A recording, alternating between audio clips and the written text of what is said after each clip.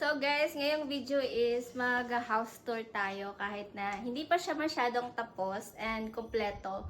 So,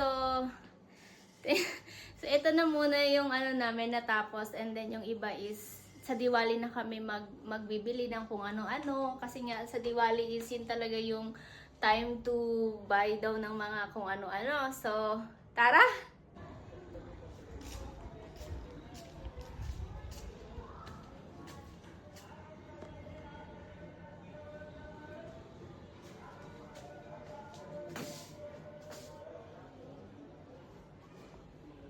So, yung stairs niya is sa labas talaga kasi nga joint family kami. Yung brother-in-law ko sa taas and kami dito sa baba. So, ito yung sa baba namin. Ayan.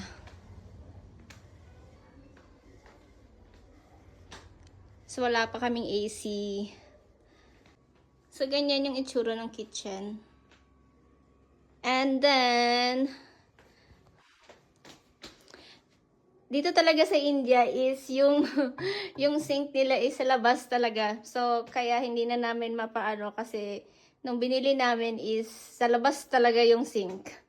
And then ito yung mga kagamitan ko, yung mga panglinis ko. And then tsaran, labahan. And then yung the bathroom is ayan. So, yung bathroom is, makikita nyo, wala siyang sink dito. Kasi nga, yung sink is nandito lang. So, ayan lang. And then, our room. Our room! Ayan. Tcharan!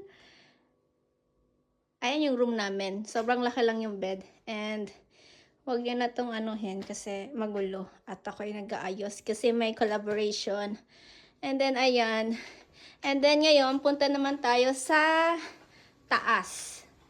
Kung saan is doon namin pinaayos.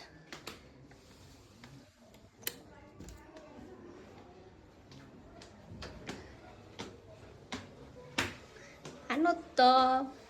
May pang ano. Kasi ganito yung stairs namin. And then, pupunta ng second floor. So, second floor is yung brother-in-law ko naman. Which is, kung mag-aasawa siya, is dito sila.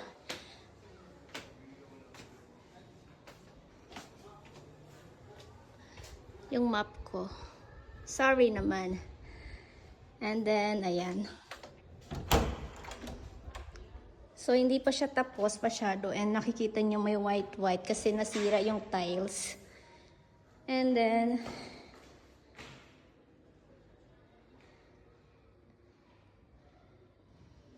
andyan may sarili silang kusina dito. Kaso, hindi din pa din tapos. Kasi nga, kapag mag-aasawa na siya, saka pa namin siya pa-renovate. Yung toilet, same lang din. Pero mas malaki yung space here. And then yung kwarto niya, ang damit niya, day. Ito yung kwarto niya. Since yung bed is double bed, so mas maluwag. Mas maluwag! So ngayon punta na tayo sa terrace. So mas malaki lang yung space talaga dito.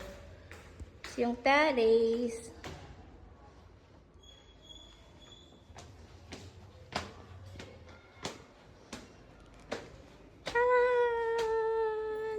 Ito yung magandang part kasi yung terrace namin is pwede kaming mag-ihawan, mag-party, ganyan-ganyan, mag-disco. Pero dito yung labahan.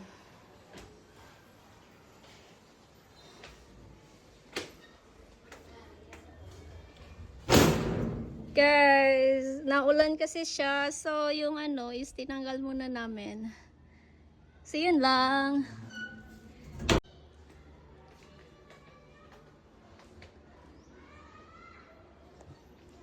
So, yun lang.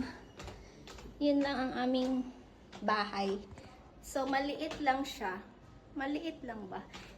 Hindi siya masyadong maliit for me. Malaki na siya.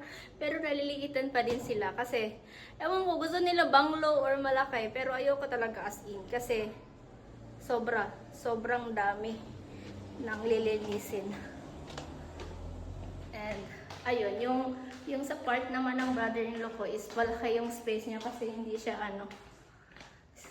So, yun lang guys. Pero ako lang ngayon naglilinis dito. Solo pa rin. Kasi ako lang naman yung babae dito. So, yun lang.